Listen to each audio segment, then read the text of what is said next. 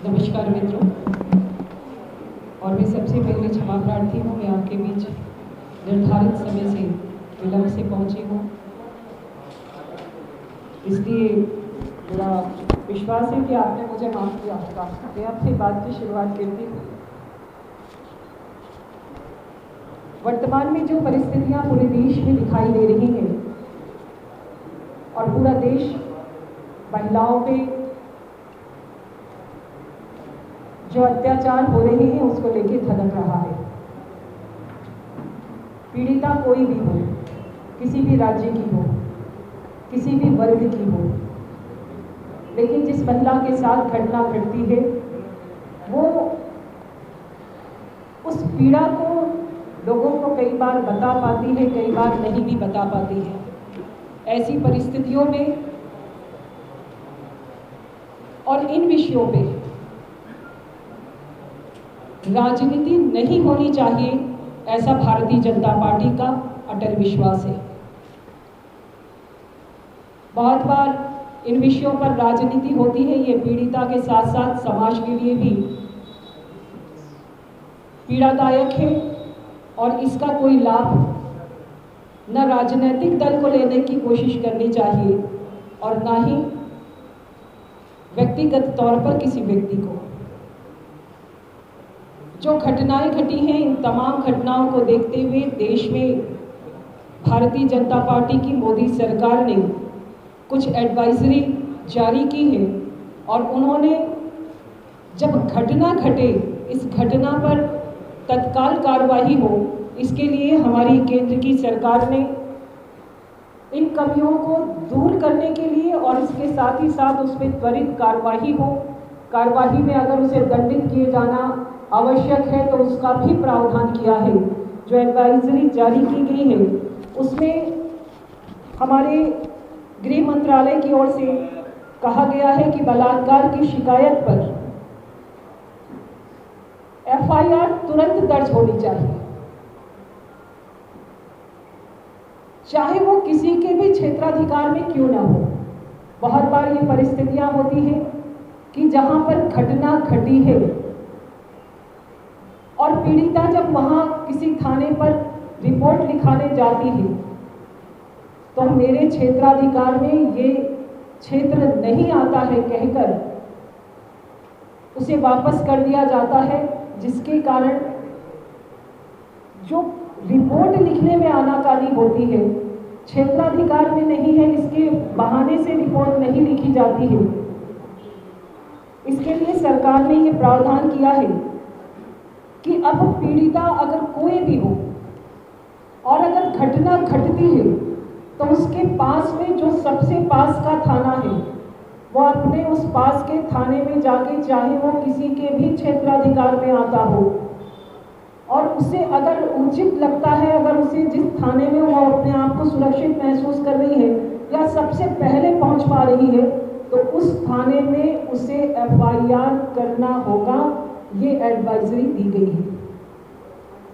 क्षेत्राधिकार का बहाना करके आप उसकी एफआईआर नहीं करेंगे, ये नहीं हो सकता है। अगर पीड़िता की शिकायत पर आपने एफआईआर नहीं की तो जो भी अधिकारी है, अभी तक संबंधित अधिकारी को दंडित करने का प्रावधान नहीं था। हम मांग करते थे, हम बात कहते थे, लेकिन जो पीड़िता है अगर उसने एफआईआर लिखवाने की कोशिश की, आनाकानी हुई तो बात टल जाती थी। सरकार ने, हमारी केंद्र की सरकार ने मानवीय दृष्टिकोण के साथ में कहा है कि जो भी संबंधित अधिकारी उस समय थाने में उपस्थित है, अगर उसने एफआईआर नहीं की है तो उस संबंधित अधिकारी को दंडित किया जाएगा और दंड करने का ये प्रावधान पहले नहीं था। घटना घटने के बाद बहुत लंबे समय तक जांच चल रही है, बात हो रही है। सरकार ने इस निर्णय को भी कहा है कि अब बलात्कार के केस की जांच 2 महीने में पूरी करनी होगी। एक सीमा अवधि निर्धारित हो गई है, 2 महीने में इसे पूरा किया जाना है और 2 महीने की तय समय सीमा में बलात्कार के प्रकरण की जांच को पूर्ण करके उसे रिपोर्ट को प्रस्तुत करना है। सरकार ने इस पर सख्ती के साथ ये निर्देश दिया है। इसके सकारात्मक परिणाम ये होंगे कि जो एक निर्धारित समय में हमारे यहाँ पर जांच चल रही है, लंबी चलती है, साक्ष्य मिट जाते हैं, बातें दब जाती हैं, पीड़िता को जल्द से जल्द न्याय मिलेगा अगर ये 2 महीने में जांच पूर्ण हो जाती है। इसके साथ ही साथ एफआईआर दर्ज होने के 24 घंटे के भीतर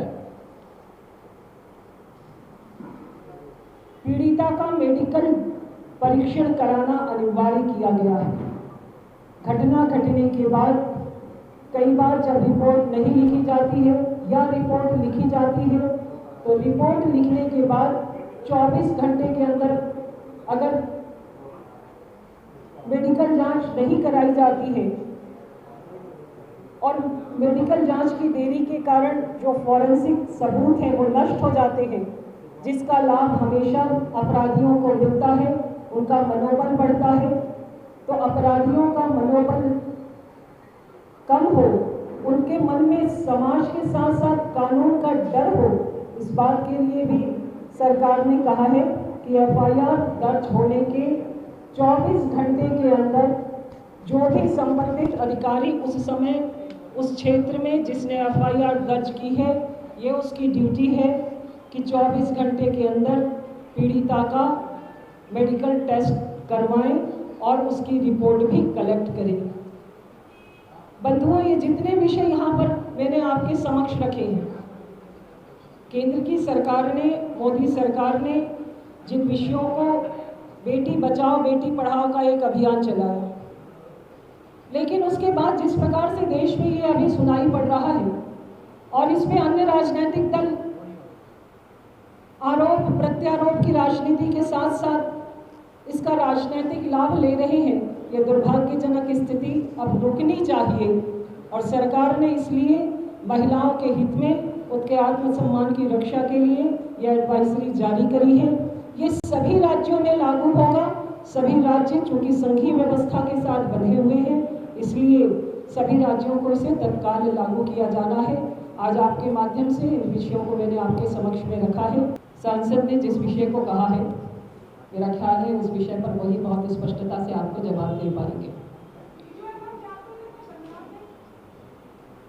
मेरी बात पूरी हो जाने दीजिए। सांसद ने जिस विषय को कहा है उसके पक्ष को देखने की आवश्यकता है। और जो वीडियो है उसमें वो कह रहे हैं कि छत्तीसगढ़ के कोंडा गांव में ये घटना घटी है और हाथरस में जो घटना घटी है उनके शब्दों का हेरफेर हो गया है। वो अपनी भावना को, मुझे लगता है कि शब्दों में सही ढंग से नहीं रख पा रही है। इसलिए मैंने कहा कि सांसद से ही उस विषय पर स्पष्टता के साथ में पूछा जाना चाहिए। देखिए, कानून में मुझे लगता है कि जिस प्रकार से जो परिस्थितियां हैं उसमें कानून का भय बने, कानून अपना काम करे और कानून को किस प्रकार से कितना प्रभावशील किया जा सकता है, उसी के लिए ये एडवाइजरी जारी की गई है। पहले भी बहुत से विधेयक आए हैं, आपकी बात अपनी जगह पर सत्य है, लेकिन पहले से जो स्थिति है वो बेहतर हुई है और भी बेहतर होने की आवश्यकता है। और जहाँ पर जिन कारणों से हम पीछे रह जा रहे हैं, जिसकी आड़ में न्याय नहीं मिल पाता है, उसी के लिए ये शुरुआत हुई है। देखिए, मैंने बात की शुरुआत में ही कही और उस बात को मैं फिर से रिपीट करती हूँ कि जब हम न्याय मांगने के लिए महिला जाती है तो बहुत बार बहुत सारी चीज़ों से गुजरती है। समाज की नज़रों से उसे गुजरना पड़ता है, समाज में उसे वापस वो स्थान पाना पड़ता है और पुलिस उस पर जिस प्रकार की कार्रवाई करती है। और कई बार अगर अपराधी बाहुबली भी है और अन्य विषयों पर भी अगर वो मजबूत है तो केस दब जाता है। इसके कारण ही इसकी शुरुआत हुई है कि आप 24 घंटे में मेडिकल कराइए, आप किसी भी थाने में आप एफआईआर करा सकते हैं। आपको एफआईआर नहीं करने पर अभी तक ये प्रावधान था कि आप दंडित नहीं होंगे, लेकिन संबंधित अधिकारी अभी दंडित होगा। तो इन विषयों को मुझे लगता है कि सरकार ने जिस मानवीय दृष्टिकोण से इसे किया है, ये अपने आप में बड़ी बात है और केंद्र की सरकार इसके लिए साधुवाद की पात्र है। देखिए, छत्तीसगढ़ में कल मुख्यमंत्री जी का मैंने बयान सुना, आपके ही माध्यमों से सुना है। उन्हें बड़ी देरी से उन्होंने किसी विषय को कहा है। उन्होंने कहा कि हम सकारात्मक हैं। मुझे लगता है कि मुख्यमंत्री जी को संज्ञान लेना चाहिए। मैंने पहले अपनी बात की शुरुआत में करी कि किसी राज्य विशेष की बात नहीं है, लेकिन अगर छत्तीसगढ़ में जो घटना घट रही है और जो संबंधित अधिकारी है जिसने 10,000 रुपये लिए हैं, उसमें तत्काल कार्रवाई होनी चाहिए और मुख्यमंत्री जी को तत्काल कार्रवाई करनी चाहिए। अगर यह आरोप है तो उस पर जांच बिठाना चाहिए और उन्हें भी एक सीमा अवधि निर्धारित करनी चाहिए कि उस सीमा अवधि पर 10 दिन में, 15 दिन में वो इस पर निर्णय करें और वो संबंधित अधिकारी को जिसने राशि ली है, ऐसा आरोप है, उसे दंडित किया जाना चाहिए।